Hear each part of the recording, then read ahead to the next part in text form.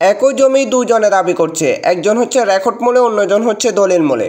যে ব্যক্তি রেকর্ড করিয়েছে উনি বর্তমানে পর্যন্ত খাজনা দিয়ে যাচ্ছে এবং কি উনি ওই সম্পত্তিটার রেকর্ড মূলেই মালিক শুধুমাত্র। আরেকজন ব্যক্তি যে দলিল মূলে সম্পত্তিটা দাবি করছে উনি ওই সম্পত্তিটি সঠিক ব্যক্তির কাছ থেকে ক্রয় করেছে এবং ওনার দলিলের মালিকানার চেইন ঠিক রয়েছে। এখন ওই সম্পত্তিটা কে পাবে? যে ব্যক্তি দলিল মূলে সম্পত্তি দাবি করছে উনি পাবে, না যে ব্যক্তি রেকর্ড মূলে সম্পত্তি দাবি করছে, যে ব্যক্তি বর্তমান পর্যন্ত খাজনা দিয়ে যাচ্ছে উনি পাবে? আসুন এই বিষয়টা নিয়ে আজকে আমি আলোচনা করি। চলুন শুরু করা যাক।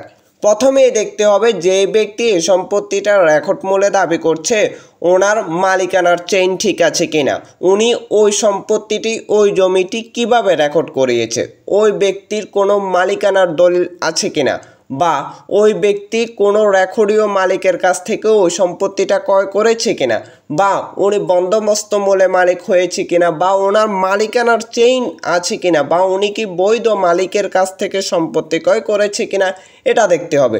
যদি উনি শুধুমাত্র দখলে রয়েছে বা অন্যান্য কারণে বা ঘুষ দিয়ে উনি ওই সম্পত্তিটা রেকর্ড করিয়েছে, তাহলে ওনার মালিকানার চেইন যখন ঠিক থাকবে না, উনি শুধুমাত্র রেকর্ড দিয়ে ওই সম্পত্তিটা দাবি করলেও ওই সম্পত্তিটার প্রকৃত মালিক হতে পারবে না।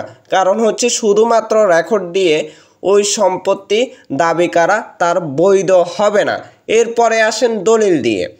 যে ব্যক্তি দলিল মূলে সম্পত্তি দাবি করছে ওনার মালিকানার চেইন ঠিক আছে, উনি বৈধ মালিকের কাছ থেকে সম্পত্তি ক্রয় করেছে, শুধুমাত্র ভুল ক্রমে উনি ওনার রেকর্ডটি করাতে পারে না। এর জন্য কি তার মালিকানা অবৈধ হয়ে যাবে? না, এর জন্য তার মালিকানার ছিন্ন হবে না বা মালিকানা অবৈধ হয়ে যাবে না। কারণ হচ্ছে সেই ব্যক্তি চাইলেই ওই সম্পত্তিটা ওনার নামে রেকর্ড করাতে পারবে।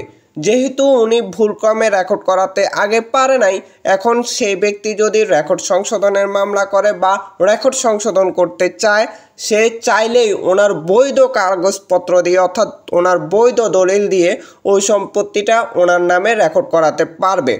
অর্থাৎ যেই ব্যক্তি ভুয়াভাবে রেকর্ড করাবে উনি ওই সম্পত্তিটা পাবে না।